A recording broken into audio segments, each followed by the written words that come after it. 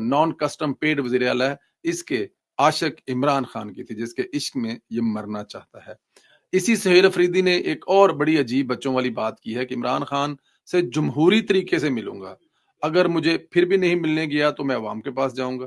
اس حوالے سے جمعہ کو 4 سدہ، ہفتہ کو خیبر امن جرگہ اور اتوار کو کرک عوام کے سامنے مقدمہ رکھوں گا، آگے لاہ عمل طے کروں گا۔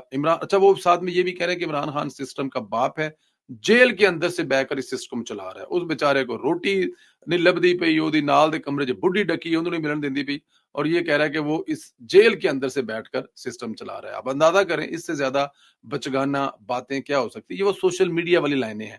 سوشل میڈیا پہ کوئی ایسی لائنیں لکھتا ہے تو بات سمجھ آتی ہیں۔